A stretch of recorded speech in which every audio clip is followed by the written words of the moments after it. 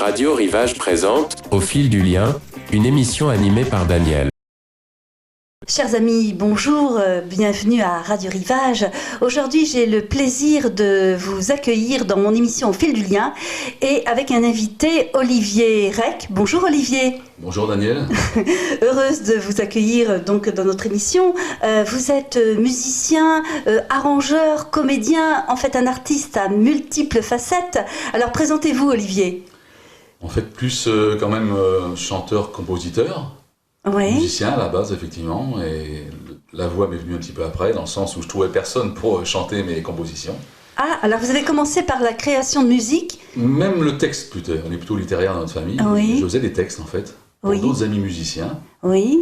Et puis petit à petit, j'ai eu envie de faire les musiques aussi, ça, avec des arrangeurs, choses comme ça. J'ai pris des cours, comment on peut dire ça, des envies, des déclics.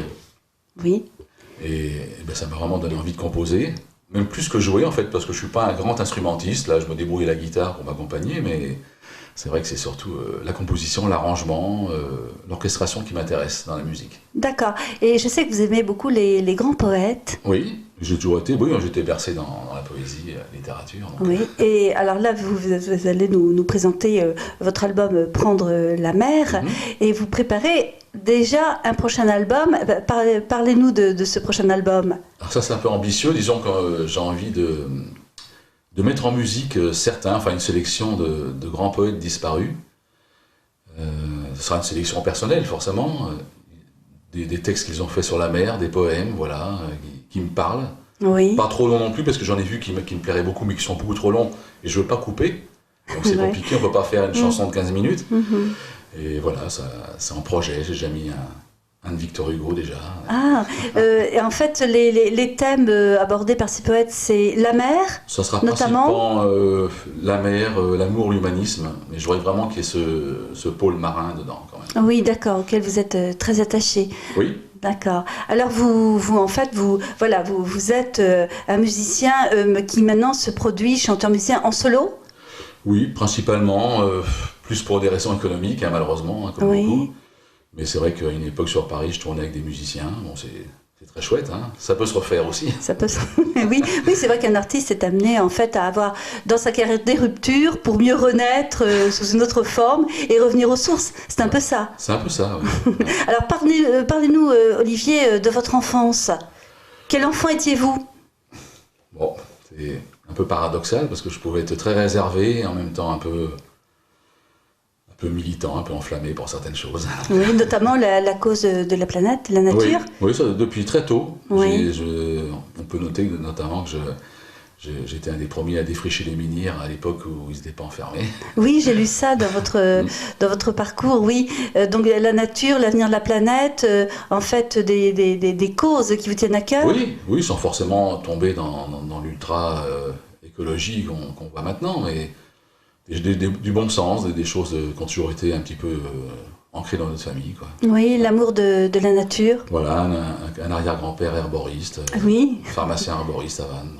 Ah d'accord, donc qui vous a sensibilisé très tôt. Oui, même si je l'ai pas vraiment connu, mais bon, à travers ce qu'on sait, ce qu'on se raconte de la famille, tout ça. Oui. Alors, parlez-nous de votre parcours de formation. Il me semble, sauf à ma part, que vous avez fait les Beaux-Arts de Lorient. De Lorient, oui. À la base, je suis plus graphiste, c'est vrai.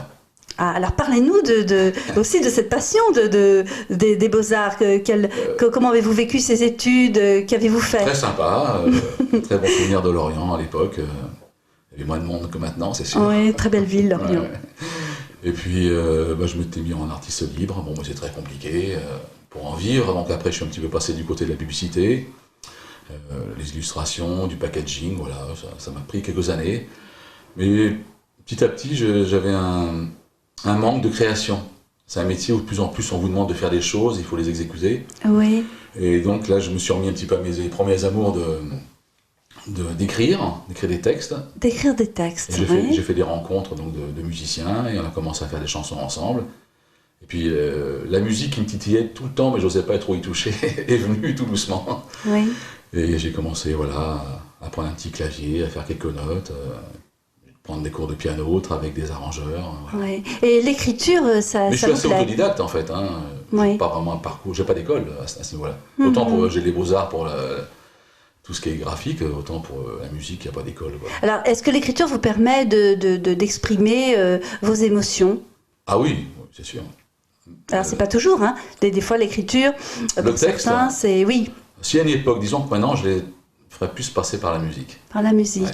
d'accord. Mais d'une certaine manière, l'une se nourrit de l'autre. Oui, c'est très complémentaire. Hein, Alors, quelles sont vos autres sources d'inspiration, Olivier, dans la vie en général? Qu'aimez-vous dans la vie? On connaît vos passions, bien sûr, votre passion, bien sûr, pour la musique, l'écriture, mais est-ce que vous nourrissez d'autres passions qui sont importantes pour vous, même si vous ne les mettez pas forcément en avant?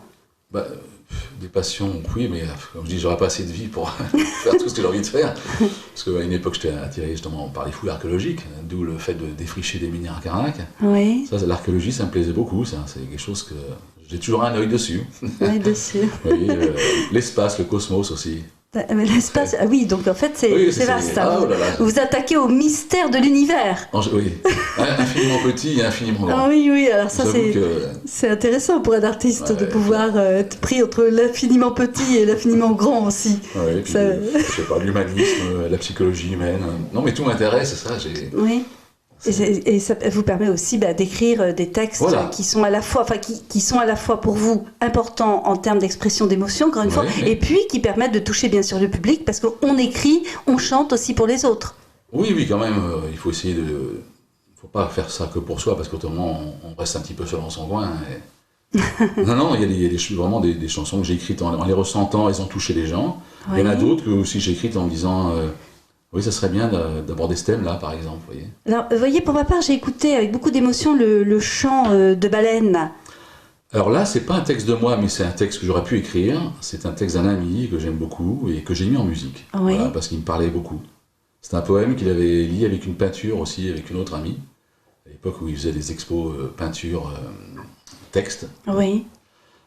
C'était assez innovant comme concept. Et du coup, j'ai pris ce texte et je l'ai mis en musique. Je l'ai mis en musique. Alors, plusieurs titres hein, dans cet album Prendre la mer. Est-ce que vous pouvez parler à nos auditeurs d'un ou deux titres qui vous tiennent particulièrement à cœur, même si je sais que c'est une question souvent difficile qu'on pose à un artiste. Oui, parce que c'est pas toujours forcément les chansons qui plaisent le mieux. D'accord. Je m'en suis rendu compte. Oui. À part, on se rend compte qu'il y a des choses aussi musicalement qui ont un côté un petit peu entre guillemets tube, enfin, façon de parler, j'aime pas trop ce mot-là, mais qui ont un petit côté plus commercial comme ça, on sait pas pourquoi. Et là, on se dit, tiens, c'est quand si ça va plaire, ça va peut-être plus que l'autre. Oui. Comme Prendre la mer, par exemple, c'est une chanson, c'est pas un texte, un des plus grands textes que j'ai écrit, mais c'est une chanson qui fonctionne très très bien, de par son côté rassembleur, la musique, le côté chant de marin, voilà, c'est... Oui, oui, Voilà, une tout le certaine temps, mélancolie aussi. Oui, oui, oui, c'est vrai, ouais. que j'ai noté. Alors, vous m'avez dit en préparant cette émission, Olivier, que vous aimiez, enfin, vous rendez souvent hommage à Alain Barrière. Ah oui. Alors, pour les auditeurs, les plus jeunes auditeurs qui nous écoutent, pourriez-vous nous parler d'Alain Barrière? Ben, La Barrière, pour moi, c'est un grand monsieur, hein, un grand bonhomme, qui écrit énormément de chansons. Beaucoup de gens ne connaissent pas son œuvre complète. Il n'y a pas que le début où c'était un petit peu plus fleur bleue, tout ça. Il y a toute une discographie qui arrive en profondeur, où il y a des thèmes très intéressants qu'il a abordés. C'est devenu un grand poète, vraiment. Oui. Je trouve, hein, si on pense son œuvre dans sa globalité, il y a des petites pépites. Hein. On a une petite plage bleue, par exemple, c'est merveilleux, ça. Et vous lui rendez hommage fréquemment dans... Oui, oui, oui. Ben, on se rencontrait à une époque où je faisais partie de son comité de soutien. Et puis je l'ai moins vu ces derniers temps parce que il a souhaité se retirer, sûrement de par sa maladie, tout ça. Il est un petit peu en retrait des gens et on avait du mal à le voir, c'est vrai. D'accord. Mais c'était un peu un ami de la famille, quoi. Sa maman était une amie intime de ma grand-tante et voilà, donc... Oui, donc les liens familiaux, le cercle de famille, pour vous c'est important, Oui. les notions de partage. Quand même, Oui, oui. Alors à une époque où il est important de prendre conscience des liens qui nous unissent, hein, c'est la ligne éditoriale de Oui. notre Radio J'ai Rivage, hein, où vraiment on a à cœur à la fois à chaque émission de rappeler qu'elle est destinée aussi aux personnes qui ne peuvent pas se déplacer, qui ne peuvent pas aller au concert pour des raisons diverses. Et je fais toujours ce petit message pour les personnes âgées, à mobilité réduite ou non, et qui sont seules chez elles, notamment dans la presqu'île de Ruisse, hein, là où notre interview se passe aujourd'hui. Et effectivement, c'est toujours intéressant de pouvoir faire cette petite carte postale à leur intention et leur dire que elles peuvent elles aussi avoir accès à l'art, à la musique, aux chansons par différentes manières, et que la radio est un média très intéressant, hein, la voix. Hein. Qu'est-ce que vous pouvez nous dire, Olivier, vous qui êtes artiste, musicien et chanteur, sur la voix? Qu'est-ce que ça représente pour vous, la voix? La voix, c'est très puissant, parce qu'il y a une vibration dans la voix. Alors, je ne vais pas rentrer dans des complexes métaphysiques ou tout ça, ou même un petit peu plus profond, spirituel, mais la voix, c'est vraiment une vibration, et du coup, ça se ressent directement par la personne qui l'écoute. Oui. On ressent toute l'émotion, ça peut être de la colère, ça peut être de la douceur, ça peut être plein de choses. Ça traduit tout, je trouve, une voix. Oui, je partage complètement. C'est-à-dire qu'on a la voix et on a presque l'image qui vient se mettre sur la voix. Alors parfois, on peut se faire une image, ça peut être trompeur. Également, vous avez raison. C'est pas toujours en lien, en adéquation, effectivement. Mais il y a toujours une part de vérité dans la voix, je pense. Est-ce que chanter, Olivier, peut aussi pour vous être, même si j'aime pas trop le mot parce que ça va faire penser à l'art-thérapie, non pas que je n'aime pas l'art-thérapie, mais c'est avec un objectif précis, mais est-ce que, en fait, la voix, chanter, ça a une vertu thérapeutique pour vous? Est-ce que ça panse certaines blessures? Ah oui, ça fait un bien fou. De toute façon, on le voit bien s'il y a autant de cercles où les gens se mettent à chanter, des chorales, notamment par exemple on parlait de seniors, moi je m'occupe d'une chorale tous les jeudis. Ah, parlez-nous alors de cette activité. Je dirige une chorale senior et voilà, on reprend des anciennes chansons, notamment d'Alain Barrière et d'autres, quelques titres de moi qu'ils ont bien voulu prendre et ils sont heureux. Ah oui, ça doit être vraiment... C'est le rendez-vous de la semaine, quoi. Oui, extraordinaire. Donc la voix, on voit qu'ils sont différents quand ils chantent.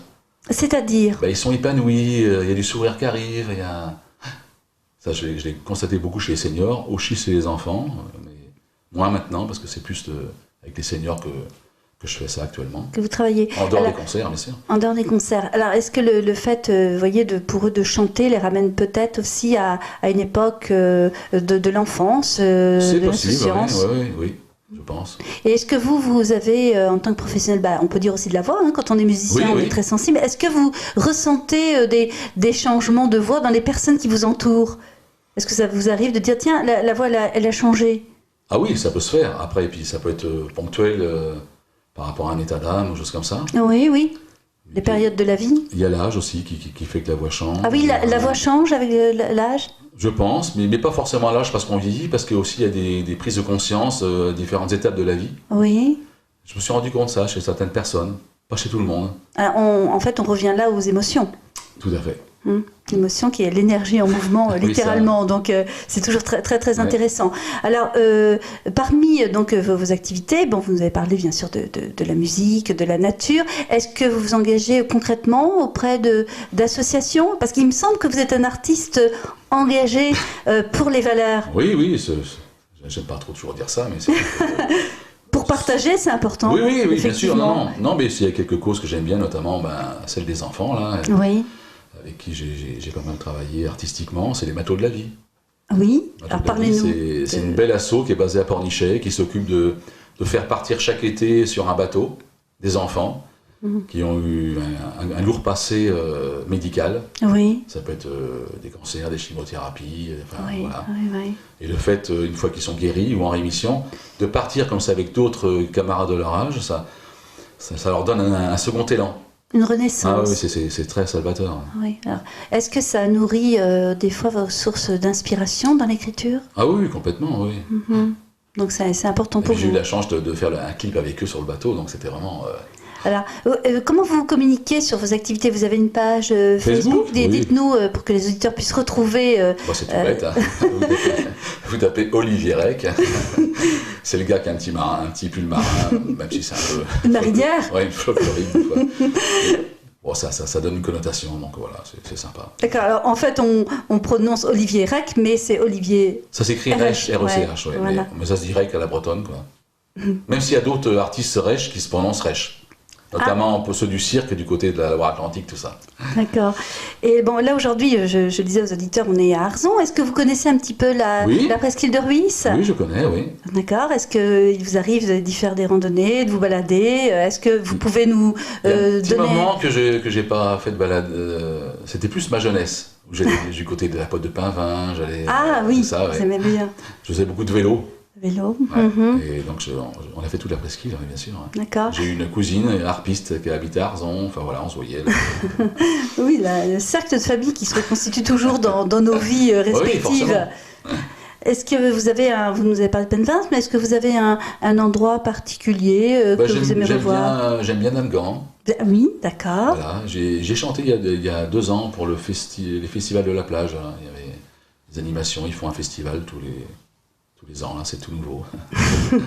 Et est-ce que, par exemple, vous avez fait donc des Beaux-Arts de Lorient, est-ce que des fois, il vous prend l'envie de peindre ou de créer Alors, je vais être franc, ça va toile. faire, allez, peut-être une bonne quinzaine d'années que j'ai pas touché un crayon. Ah oui, et Enfin, alors... juste si pour esquisser des choses, pour faire une pochette comme ça de CD, mais non, je me garde ça pour une retraite, mais lointaine. Peut-être que vous y reviendrez finalement à Oui. cette passion. Je suis vraiment très très pris par la musique, parce que quand on est artiste, il y a tout le côté moins agréable, si on peut dire, enfin tout quoi pour moi, qui est la promotion, qui est le travail sur la recherche de contrats, quand on est intermittent, tout ça. Ça prend un temps fou, tout ça, ça paraît pas. Mais... Alors beaucoup d'artistes nous le disent, que ce soit, vous voyez, des artistes chanteurs, musiciens, des peintres, des sculpteurs, qui nous disent effectivement c'est un travail très important parce qu'il faut communiquer, il faut démarcher. Oui, voilà. ça c'est un métier en fait. Lorsqu'on est seul, oui. Et là Oui. maintenant, sur Paris, j'avais un manager, un petit tourneur, mais là je suis un petit peu seul actuellement de ce côté-là. C'est beaucoup de travail. Un bon ami du côté de Lorient qui nous aide avec des sessions de chant de marin. J'en fais une à la fin du mois.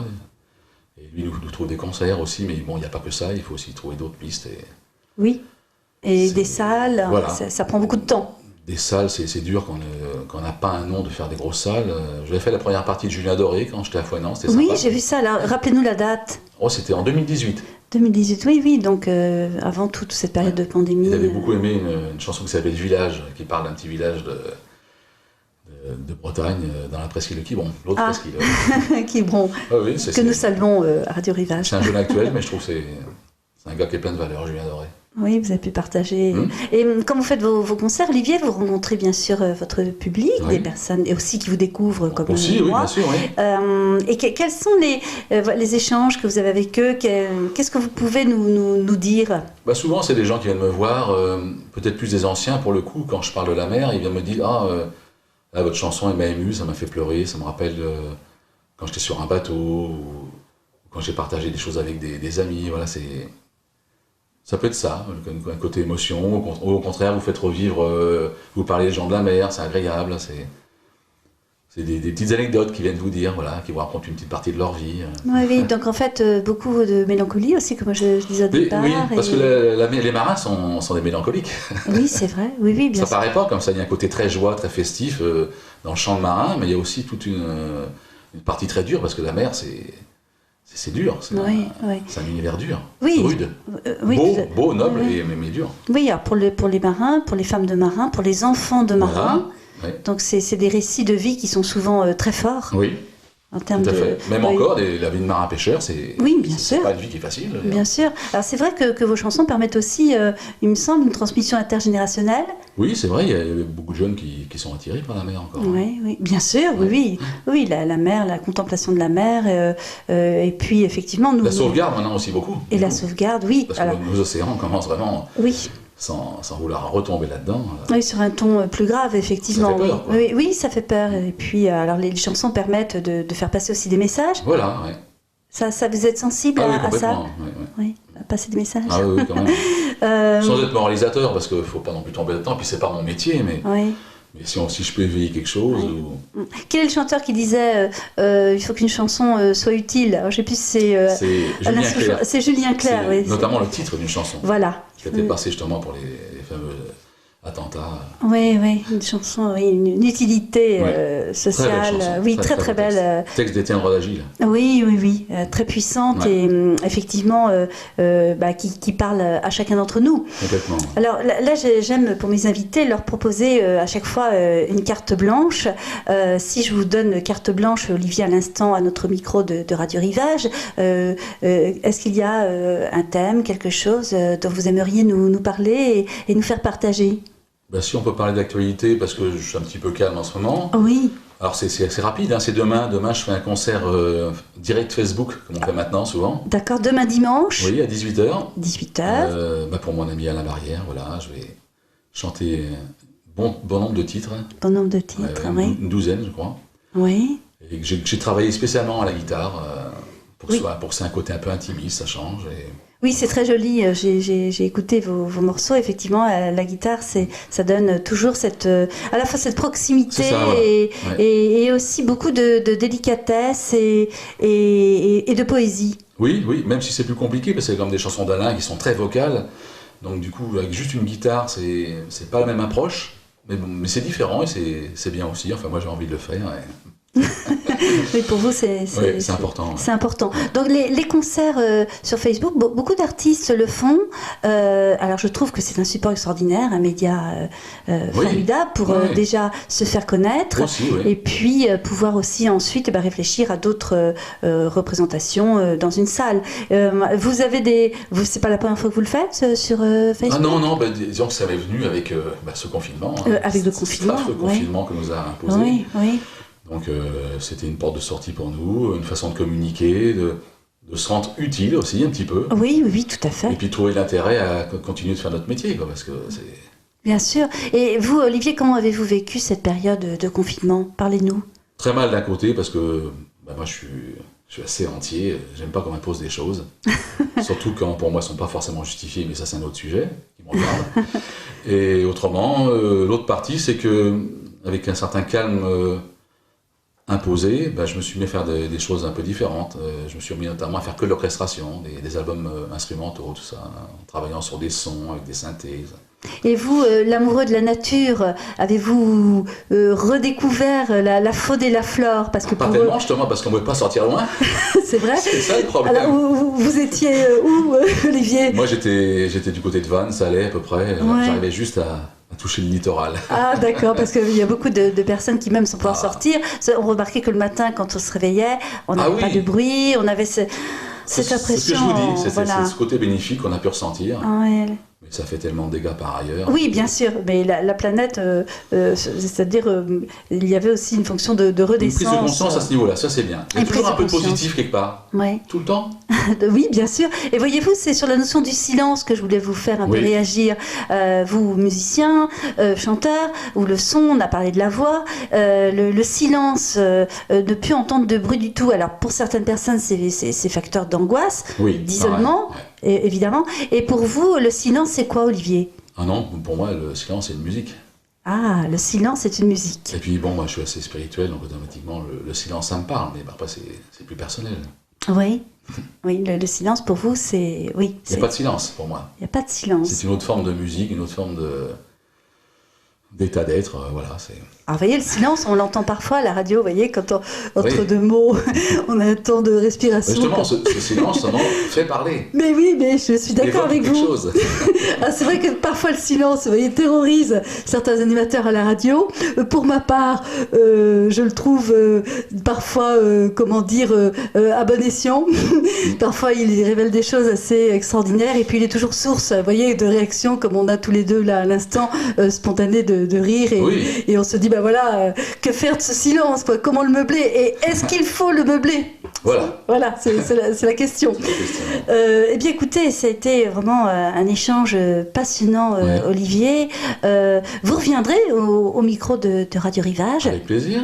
Je viendrai moi aussi à votre rencontre lorsque vous aurez un concert, une représentation.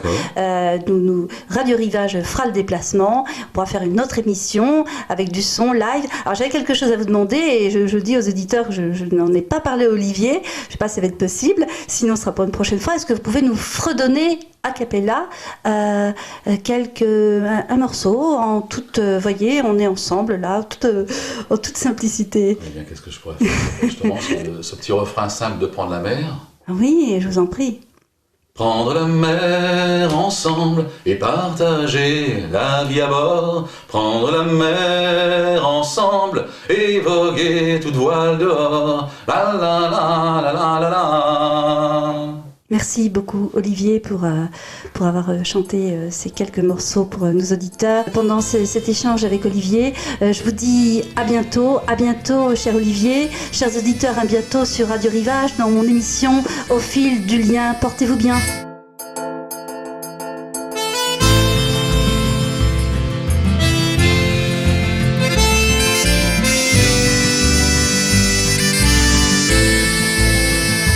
Prendre la mer ensemble et partager la vie à bord. Prendre la mer ensemble et voguer toute voile dehors.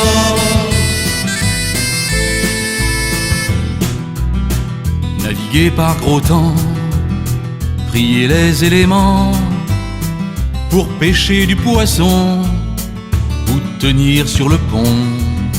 Voyager au long cours, embarquer pour un jour, qu'importe la durée, contre vents et marées. Compagnons d'infortune, amis depuis toujours, à chacun sa chacune, la mer c'est notre amour. Prendre la mer ensemble et partager la vie à bord. Prendre la mer ensemble et voguer toute voile dehors.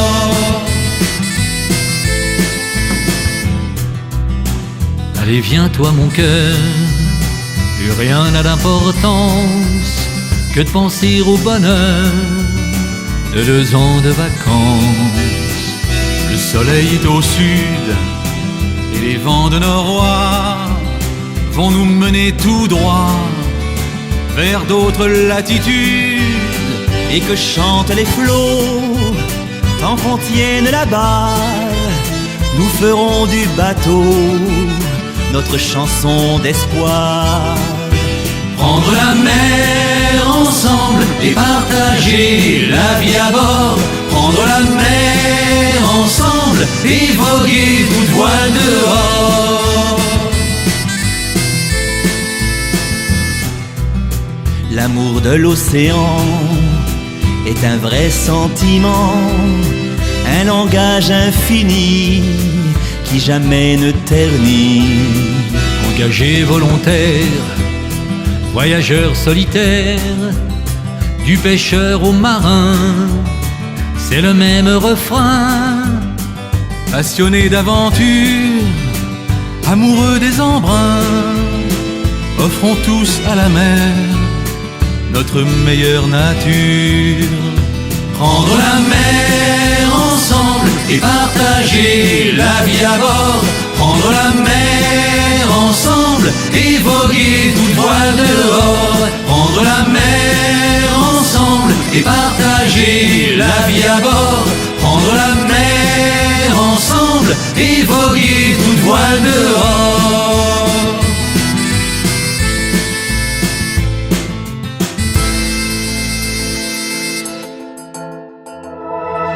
C'était Au fil du lien, une émission animée par Daniel sur Radio Rivage.